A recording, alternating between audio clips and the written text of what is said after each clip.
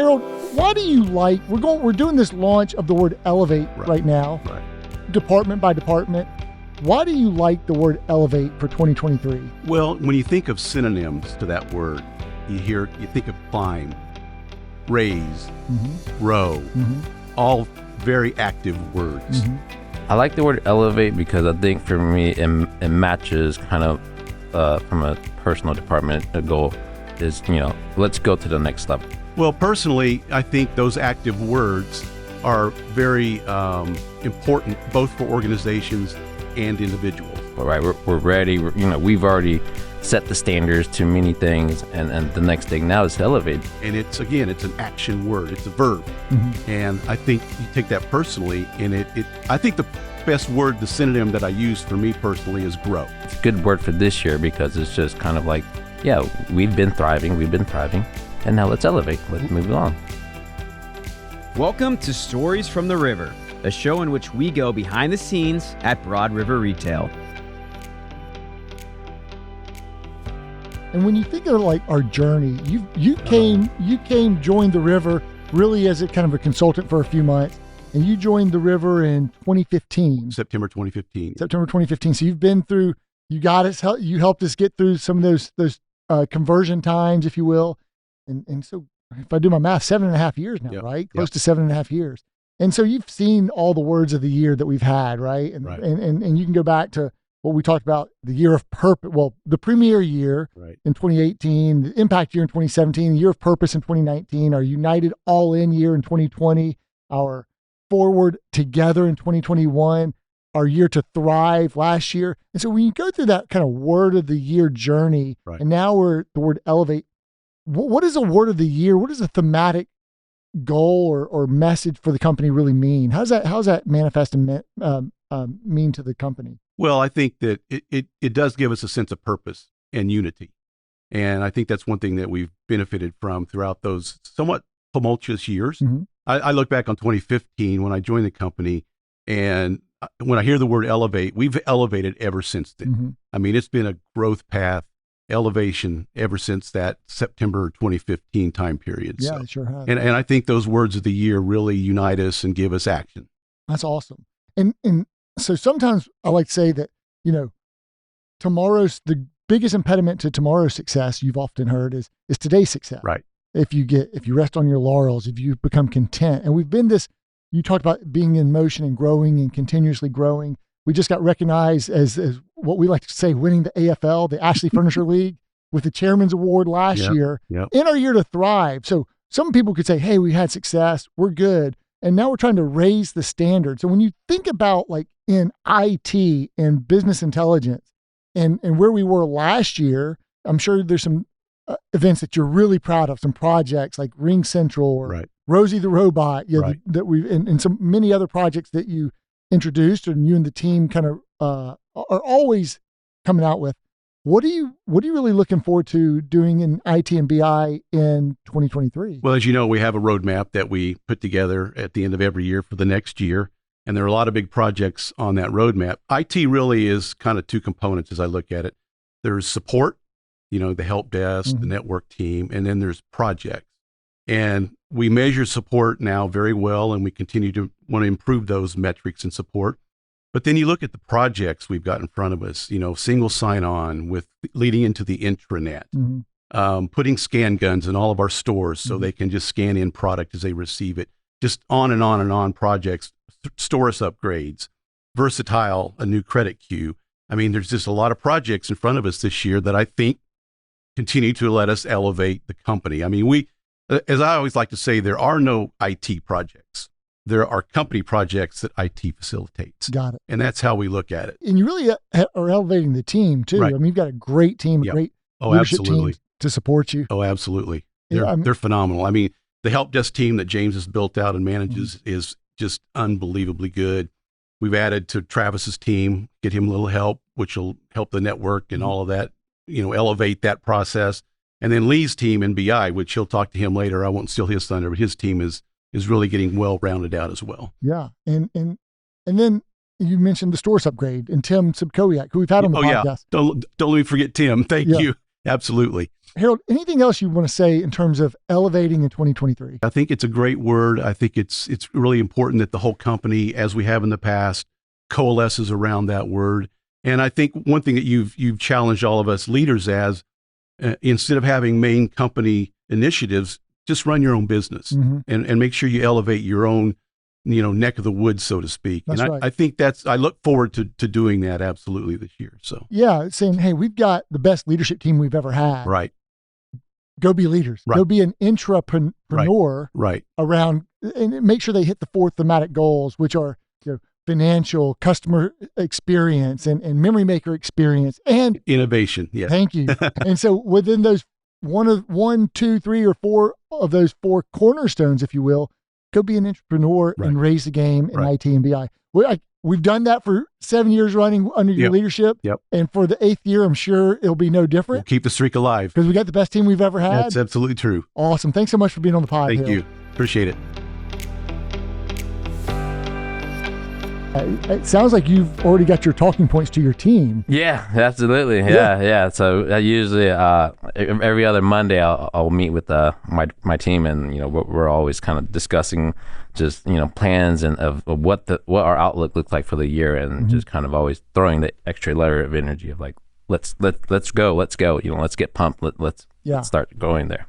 Well, Lee, you joined us at a time that was pretty tumultuous for us. Yeah. And we've talked about that. And I love your phrase that I heard when you were telling the story, hey, ride or die, right? Yeah. Tell me about the ride or die phrase. Yeah. So I think for me, I was still kind of young in my career as a developer, and that year 2015, I would probably say I didn't really know what I was getting into. I just knew I was like, hey, I'm gonna just like every other person, just try to build my career and kind of see where we go there. And I think once I was maybe about a week in, a lot of things happened, new change of management, and so I think at that time, Harold had just kind of stepped in maybe a week after that I had, and it was just kind of just, our natural instinct was kind of, hey, like, we're gonna try to get this done. So we're either gonna, basically ride and die in terms of we're going to get this taken care of, and at the end of the day we're going to be satisfied with feel accomplished with what we did,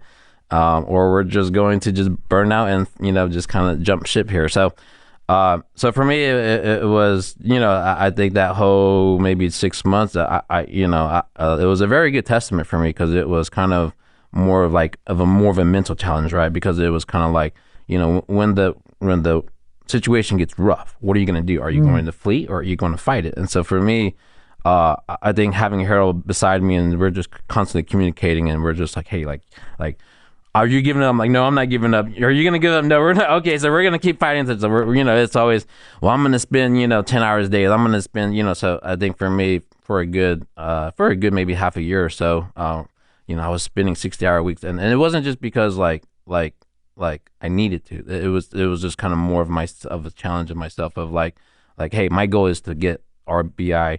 At this time it was just myself, but it was just to get reporting and everything up to standard. Mm-hmm. Because once we can get there, I know that at the end there's that light at the end of the tunnel. Mm-hmm. I just got to keep fighting that. Yeah. And so it kind of just became the norm, where I think after about 2 weeks or 3 weeks of working those 60-hour weeks, 70-hour weeks, it was just kind of was like, okay, I was kind of numb to it. And then by the time we did slow down, then I kind of felt weird, because then I was like, why am I feeling like 40 hours is too little now? Like I need to be more productive here. And so it was definitely one of those things for me that I think was probably one of the best highlights for me with Broad River, because it made me grow in so many ways that I didn't even realize. Mm-hmm. And that for me, I think I'm always going to be grateful for, because without that experience, I probably would be, kind of more chasing something that I don't know what I am. Where now I know what I'm chasing, and I know what's in store for me, and kind of what my end game now is. Yeah. So I'm so glad I asked you that question. And first of all, you said you're grateful for that experience. I've told you this before, but I can't tell you this enough, how grateful I am and we are for sticking in the fight and helping us fight through the darkness. Yeah. Our company, one of the secret sauces, I think, in any business today is knowing, the latitude, longitude, airspeed, direction of how you're flying the plane, the ship. Correct. And, we were in the murkiness of an ERP conversion that had gone awry and off the rails, and we had to get it back on the rails, in the tunnel, out of the tunnel, into the light. And you really helped us do that. Yeah. And so it's hard to kind of turn the ship while it's going at 100 miles per hour or taking on water. Right. And you helped us scoop the water out, get clarity, and didn't give up. And we built this thing that we're highly dependent on. Yeah. You're like one of the most popular guys in the company because everyone wants different reports, and Right. it's gotten really sophisticated with the fight and the battle for reports and intelligence. And the smarter the company we are, the better decisions we can make, the more sophisticated we can be, the better we can improve our operations, our business, the better we can elevate. Absolutely. And we've done that now for 7.5 years since you've been with us. So I'm glad we went back to the beginning of your tenure, which was really the start of our true BI components. And you and Harold kind of ride or die together and getting us through the murkiness. Don't love that you had to work that many hours, but we all kind of had to pour in to kind of get through and prove to ourselves that we could do it. So you did that. So now you've got this legacy, and it'd be real easy to say, hey, I'm content with where we are. I'm going to coast. And you're like, oh, that doesn't feel right. I mean, I have this trophy here. We've been acknowledged as one of the best places to work for 2 years in a row in the furniture industry. We've won the Chairman's Award, which is the Ashley Furniture League title. That we made that up, but we got acknowledged as the top licensee last year. So from all the successes that you've had, that the BI has had, that our company has had, it'd be really easy for us to say, we're good. Right. We're just going to kind of coast for a little bit. That's just not our DNA. That's not how we are. Yeah. I mean, that to me is, I've always kind of, like I kind of referring back in the past, is just, everything always kind of start from the top, and you've preached that plenty of times. And for me, I think it's just, having that support of as the from the top level, if you guys are not giving up, we're not going to give up, right? I always kind of look at it from a sports analogy is I'm always going to fight for my coach. And so as long as my coach is fighting for me, it takes two to tango. So we're going to keep tangling until something happens there. So now you do have a team. Yeah. You've got probably the strongest team you've ever had. So I want to give you a forum to talk about your team because I think your team is going to be critical to elevating in BI in 2023. So talk about your team. Yeah. So my team right now, so I have a developer and right now the Riel is our developer, and then we have a new analyst who just joined in about 2 weeks ago with a very good, strong season and background. And then it's Adriano. Just adding, to me, I've always kind of been, and Harold would always say it as well, is that I've been very picky about in terms of what I'm looking for and stuff. And so for me, I've always told Harold and just even to my team is just, hey, I need the grit, because there's one thing I learned is you got to have the grit to make sure we're gonna go through rough times, and there and some of the stuff. We may have it where it's kind of like a rest period is what I call it. Not really kind of, but, and so for me, it is finding those right people, the right characters, the people who are hungry for that success. That's kind of been my kind of aim in terms of finding my team and finding Riel and finding Adriano to meet that criteria, help us set up for this year to elevate our team to become something even, to achieve things that would be possible, or I'm sorry, to achieve things that would be impossible, possible. Yeah. So. Well, and I'm glad you mentioned the word grit there, because sometimes things go awry, and they don't go awry that often anymore. Right. But like we had a little hiccup with the fiscal calendar and created some issues with commission paychecks, and we had to go fix that and really stop what we were doing and pour into that. And I'm sure no one loves going through that experience, but we acknowledge it, we address it, we get it fixed really quickly. And so would talk to me about within you go in these 2-week sprints. Yeah. This is developer language now. Yeah. I'm acting like I know what I'm talking about. But you're on these Jira maybe? Yeah, Jira. These Jira sprints. And so what are some of the projects that you're really looking forward to in 2023 in terms of raising the game, elevating? So there's quite a few of them. So for me, from a BI standpoint, our next level kind of elevating that our kind of department is one of the things we're working on is web forms, right? And so we're trying to make sure that we have a robust system that can achieve a lot of things that potentially what we are looking for or currently are looking for. and that's definitely one that's in our agenda. I have Adriana working on that, and he's only 6 days into the business, but again, just that personality of like, we're gonna get it done. I mean, he's already like, let me work on it. Yeah. So for me, I'm excited for that to come out for this year. And we'll have a few good forms that I think is going to be really amazing. We're collaborating with a couple of departments there to kind of figure out what the requirements on that. From the reporting aspect of it, I've kind of felt like for the past few years, we've kind of, from the BI standpoint, we've kind of been stagnant in terms of, it's been the same, it hasn't really gone anywhere. This year, I really want to make this year a really big year. So some of the things that we're working on is animation in reporting, right? So for example, we're looking at like time lapse, forget the line graph, forget trying to use the mouse and hover over. Why not just let it automate itself? Why not let just, kind of see how things looks like? Some of the other things we want to work on is custom visualization. So for example, like what if we can take a blueprint of our building and we can kind of slice and dice and figure out, hey, like if we're doing showroom sleep galleries, what items do we have there? What does the revenue look like? So I like that. So there's a lot of things in us from the BI standpoint where we're ready to elevate, and for me, it's one of those that is not going to be something that can happen, next week. It's going to be a kind of a 4, 5, 6 month kind of a deal. But at the end of the year, I think once we do have that in place, I think it's going to amaze a lot of folks in terms of what is the next level? What can we do next? Well, it starts with setting a vision and goal, having great platforms like Power BI. Yeah. And I know there's cubes and having where people can do kind of their own self-service reporting. I always need a Power BI refresher though.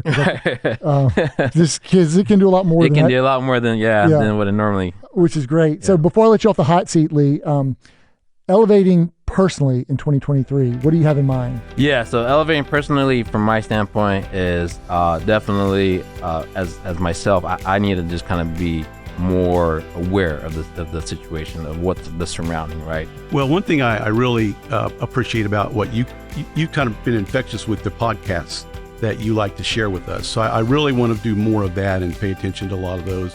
Is from my team, I got to elevate myself and making sure that I understand my team. I understand what they're looking for. At the same time, I also, want to always bring them to the challenge to the point where I'm not burning them. I don't read as much as I used to. I want to get back to reading good stuff more and more. And I think those two components, good podcasts, good reading, are ways that I will definitely focus on elevating this year. So for me, from that aspect, that's kind of my elevation. From a personal, just myself kind of elevating myself is I got to go and look at other businesses. I got to see what the next level BI stuff can be, right? Because to me is I can't just, from a BI standpoint, it's universal. I can't just say, well, I'm just going to focus on retail and see what BI looks like. No, I got to look at maybe the automotive industry. What does that look like in BI?